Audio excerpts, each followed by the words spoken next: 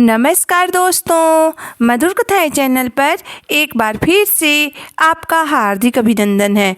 तो आज की मेरी कहानी का शीर्षक है राखी का नेग। तो चलिए शुरू करते हैं आज की अपनी ये कहानी। घर की दोनों बहुएं जो आपस में सगी बहनें थी, बरामदे में बैठी बात कर रही थी कि डाकिया उन्हें एक चिट्ठी पकड़ा गया। चिट्ठी खोलते ही बड़ी बहू का मुंह उतर गया।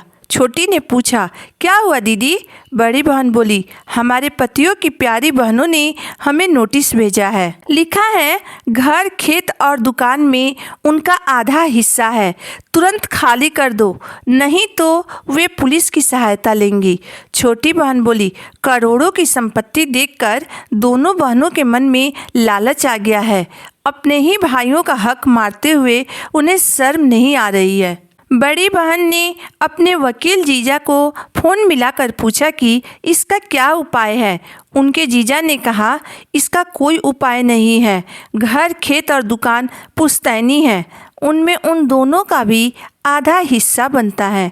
अगर वह मांग रही हैं तो उन्हें देना ही पड़ेगा। उन दोनों के पति दुकान पर थे। उन्होंने तुरंत उन्हें फ़ोन करके घर बुला लिया। वे बेचारे सीधे साधे इंसान थे। दुकानदारी के सिवा उन्हें कुछ नहीं आता था। घर में दोनों की पत्नियों की राज चलती थी। वह जो चाहती थी वही होता था। वे बेचारे दिन भर मेहनत करते थे और उनकी पत्नियां दिल खोलकर पैसे उड़ाती थीं। सास ससुर के गुजर जाने के बाद तो वह दोनों बिल्कुल बेलगाम हो गई थी। उन्हें रोकने टोकने की हिम्मत उनके पतियों में भी नहीं थी। बच्चों की वजह से भी दोनों भाई चुप थे। बड़ी बहू अपने पति से बोली, देखो तुम्हारी लाडली बहनों की करतूत, घर, दुकान और खेत में से अपना आधा हिस्सा मांग रही हैं। बड़ा भाई बोला, यह सब तुम दोनों बहनों की वजह से हुआ है। पिछले साल तुमने उन्हें रक्षाबंधन पर भी नहीं बुलाया था। तुम दोनों उनके अपने ही घर में कुंडली मारकर बैठ गई हो। तुम्हारे कारण हमें करोड़ों की जायदाद उन्हें देनी पड़ेगी। तुम दोनों ने उनका मायका ही ख़त्म कर दिया है। अब वो अपना हिस्सा नहीं मांगेंगी तो और क्या करेंगी? यह सुनकर छोटी बहू बोली, तो क्या इसका कोई भी उपाय नहीं है? बड़ा भाई कुछ देर सोचता रहा, फिर बोला, इसका एक ही उपाय है।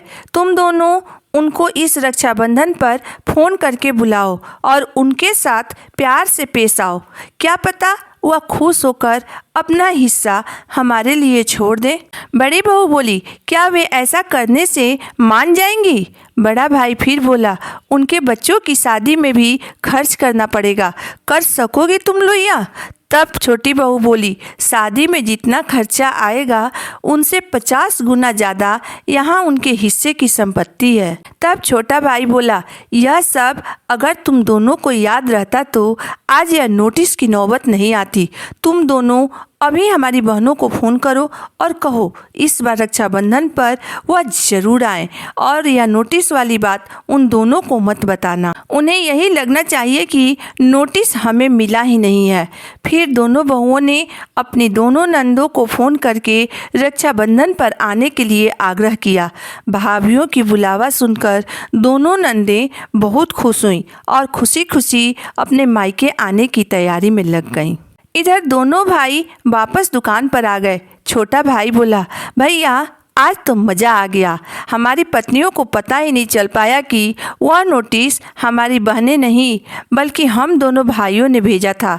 बड़ा भाई बोला, हाँ भाई, इस रक्षाबंधन पर अब हमारी कलाई सुनी नहीं रहेगी। वह लालची औरतें कभी भी हमारी बहनों से बुरा बर्ताव नहीं करेंगी।